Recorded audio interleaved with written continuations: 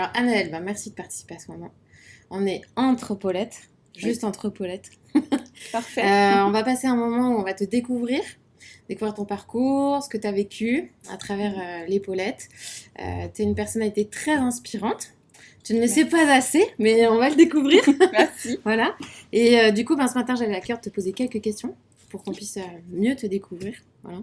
Du coup, est-ce que déjà, Anaëlle, tu peux rapidement nous dire d'où tu viens et qu'est-ce qui fait qu'à un moment donné, tu es arrivée chez les Paulettes?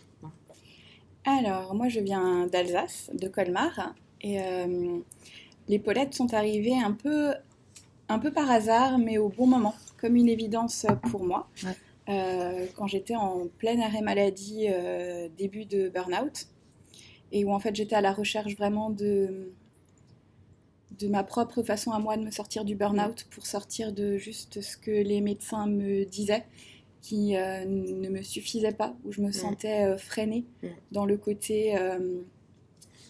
j'étais très claire sur le fait que je faisais un burn-out, j'étais pas bien, il y avait de multiples raisons et je voulais travailler sur ça parce que mon idée c'était de rester dans mon job que j'adore.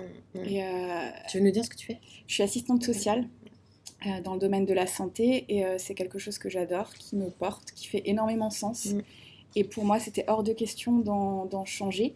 J'étais très claire sur ça. Et en fait, ce que les médecins, les psychologues me renvoyaient, c'était quand on fait un burn-out, il faut changer de métier. Là, on ne parle pas de votre reprise, on ne travaille pas sur ça parce que vous êtes au début, il faut vous reconstruire, vous êtes fatigué. Et je me sentais tellement freinée. Et en fait, j'étais tombée sur un de tes lives, enfin je sais plus comment tu appelais ça le soir. Et là, je découvre le programme Reset et il y a un côté de moi qui dit bon, tu tentes, tu proposais un appel découverte. Je me suis dit essaye. En fait, t'as rien à perdre. Et j'ai essayé. Je tremblais avant cet appel, mais c'était horrible. Je me suis dit mais qu'est-ce que tu fais? Tu vas parler à des inconnus comme ça à l'autre bout. Et en fait, au téléphone, il y a eu une accroche directe. Et en fait, t'es la première qui m'a dit non, en fait, quand on fait un burn-out, on n'a pas besoin de changer de boulot. Il y a des choses à faire, on peut y travailler. Et en fait, t'es la première avec qui je me suis sentie comprise. Et du coup, après, c'était une évidence. Je me suis dit, je veux bosser avec elle. Yes. Et voilà, mon arrivée ici. Yes, trop bien. Donc du coup, tu as démarré en fait par le programme Reset, qui est le programme qui est vraiment là pour t'aider en fait à faire baisser la pression dans le quotidien, à te réaligner, à retrouver tes priorités, à remettre du sens dans ton quotidien, à simplifier ta vie de manière générale. Est-ce que tu veux nous raconter un peu, résumer un peu ton parcours? Quelles sont les étapes que tu as dû franchir pour vivre ces 6 mois ensemble? La première grosse étape pour moi, c'était le côté groupe. Ça, c'était un énorme challenge. En fait, je me connaissais pas. C'est même pas je me connaissais pas, c'est je n'existais pas dans ma tête. Et il y a vraiment eu c'est un vrai challenge, le groupe. La première, ce qui m'a fait beaucoup hésiter au début, entre partir sur du coaching en individuel et là, la version groupe. Et il y a eu quelque chose de me dire, bon, le groupe t'anime déjà des ateliers collectifs au travail, tu sais que ça peut être porteur, en fait, faut juste oser. J'étais terrifiée, mais je me suis dit, t'es jamais sortie vraiment de ta zone de confort dans ta vie, c'est peut-être le moment, t'es pleine de peur, mais vas-y. Donc ça, c'était vraiment le premier challenge. J'ai pleuré toute la matinée de la première visio, j'étais vraiment en mode panique, je vais pas y arriver, mais qu'est-ce que t'as fait? Et en fait, j'ai accroché tout de suite. L'effet groupe a été très porteur pour moi. Et au niveau du programme, en fait, je me suis laissée porter par les différentes étapes. Moi qui ai du mal à lâcher prise, pour le coup, j'ai lâché prise parce que j'avais une confiance totale en toi. Je pense que tu croyais plus en moi que moi. C'est souvent le cas. Et du coup, je me suis dit, en fait, ce truc-là, il est construit, il est fait par étapes, vas-y. J'ai été énormément challengée sur le côté perfectionnisme. Ça a été une sacrée étape. J'y suis encore, hein, mais il y a vachement moins de pression quand même. Et tous les petits défis comme ça, les challenges, le côté porteur, ça a été vraiment des caps. Ouais, trop bien. Le regard, oser se livrer dans un groupe et pas que... c'est déjà pas évident en individuel, donc ouais. Ouais. Et une des premières étapes, notamment, ça a été aussi le désencombrement Oui. de ta maison que tu as démarré. Comment tu l'as vécu ça? Assez bien pour ma part. Vraiment l'accroche du programme Reset pour moi en burn-out, c'était vraiment le côté, l'après des encombrements. J'avais pas une maison particulièrement encombrée non plus. J'ai appris plein de choses, je l'ai fait, c'était fun, il y avait un côté vraiment peps. Et en fait, c'est vraiment la partie qui m'a aidée, le désencombrement, à me sentir à l'aise après au niveau du groupe et boostée. Ah, ouais. J'ai vraiment pris un boost de confiance avec notre fameuse Claire qui fait des super... ouais, et qui est vraiment... qui m'a porté au début avec ses encouragements tous les jours à me dire mais vas-y, même en termes de repos et tout, vraiment le soutien mais ultra rapproché. Et en fait là je me suis dit mais ouais, c'est un espace, tu te sens super bien. Et oui, j'ai désencombré, j'ai fait toutes mes affaires à moi. J'ai lâché prise, mais tellement sur ce que je pouvais pas faire au niveau des enfants ou de mon conjoint. Il y a encore ces cartons que j'avais mis de côté sur les espaces communs, c'est pas fait, et en fait c'est pas grave quoi. Sur la maison, il y a eu un switch total, parce que le perfectionnisme allait jusque là, allait jusque au stress. Je me mettais une pression de dingue avant d'inviter des gens à la maison. Quelqu'un qui venait à l'improviste à la maison, c'était mais non, mais qu'est-ce qu'il fait, mais jamais, mais et maintenant il y a vraiment, il y a plus de sujet au niveau de la maison, vraiment plus. Ça c'est énorme quand même. C'est plus un sujet. Non. Ça, non. Maintenant les gens viennent quand ils ont envie, ma maison est comme elle est. Quand on fait un repas, on met la table ensemble, et en fait il y a vachement plus de convivialité quoi. Je profite de la soirée. Je suis pas tout de suite même à courir, à débarrasser, et sur ça il y a eu un lâcher prise extrême. Trop bien. Est-ce que tu as rencontré, durant le parcours, tu as rencontré forcément des défis, des choses qui ont été challengeantes?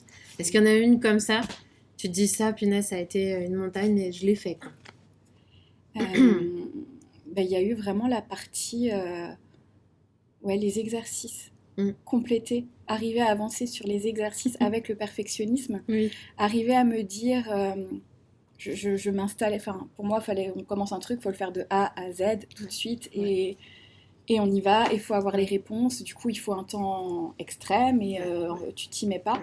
Et en fait j'ai vraiment réussi à changer de mindset par rapport à ça, et à me dire, bon, tu t'imprègnes des questions, tu laisses couler. J'avais une petite note dans mon téléphone où je me notais quelques idées quand elles me venaient, et après je faisais une espèce de brainstorming et je mettais ça en forme, mais c'est un côté qui a été challengeant.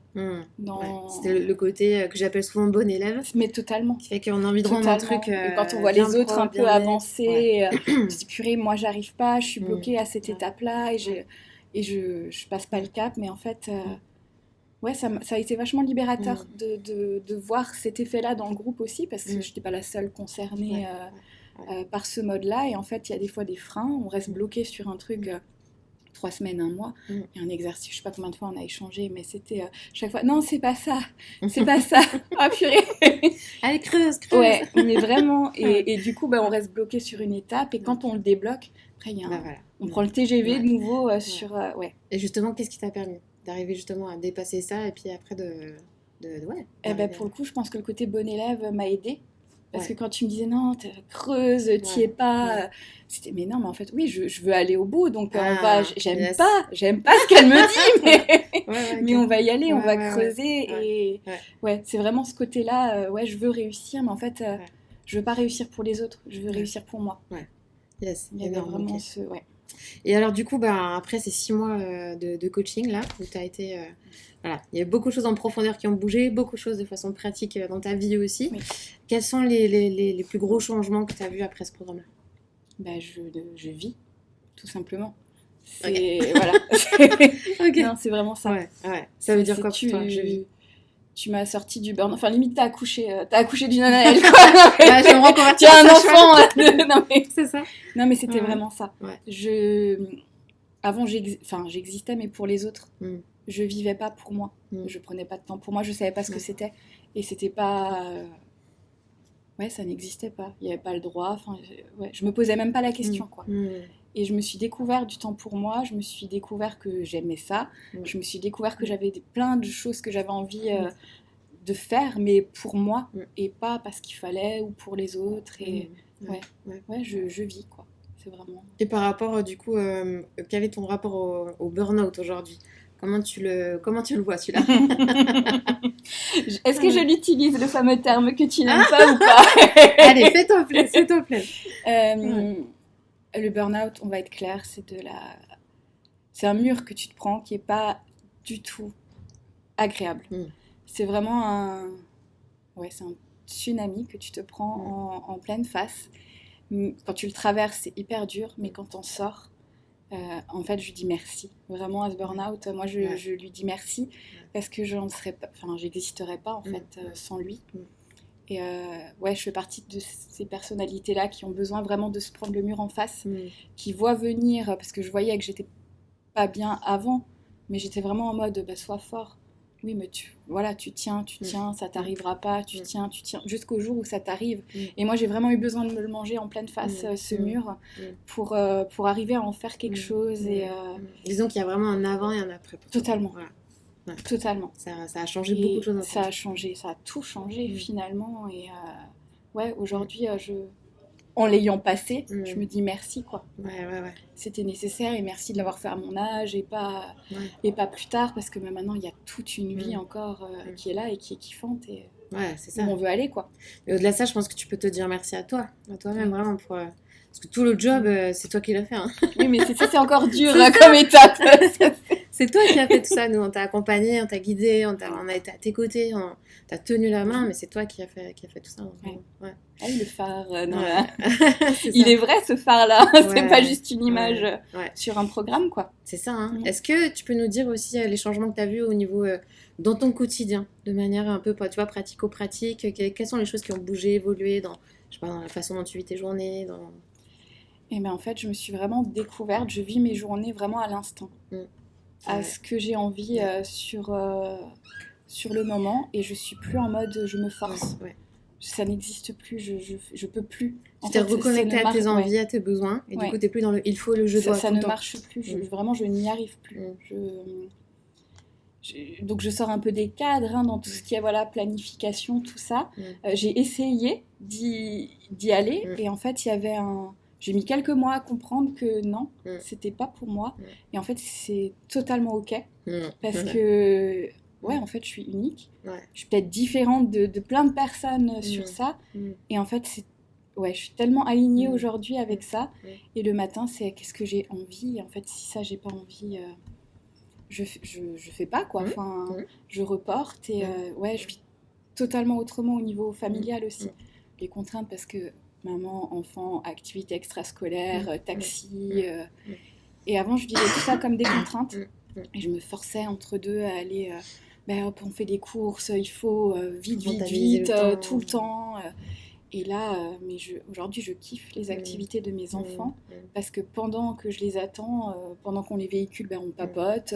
Pendant que je les attends, l'hiver, j'ai un bon bouquin, je suis tranquille. Quand il fait beau, je vais marcher. Enfin, c'est du temps pour moi. Et du coup, j'attends même ces moments-là dans la semaine pour me dire, ah mais là, tu vas juste kiffer, ça va être... Trop bien. La contrainte a disparu. De ma vie. Mais quand je sens qu'elle essaye en fait de revenir, parce qu'il y a des croyances, il faut des fois quelques jours, mais après je me dis non, on se pose et Et tu les vois maintenant, reprend. Ces fameuses pensées qui viennent te pousser à... Et je me dis, mais qu'est-ce que tu veux, qu'est-ce qui te parle, qu'est-ce que... C'est ça. Donc finalement, là, tu as appris, et c'est ce dont on parle ce week-end, à revenir dans l'être, quoi. C'est ce que, quand tu te reconnectes à ça, c'est ça, tu la vis comme ça, tes journées aujourd'hui. Complètement. C'est énorme. Et du coup, pour finir, tu as fini cette aventure Reset ensemble. Il y a eu un temps de pause où tu as un peu récupéré. Et puis après, je t'ai proposé d'embrayer sur la suite qui s'appelle M. Est-ce que tu veux nous dire rapidement, parce que là, tu démarres tout juste la suite de l'aventure.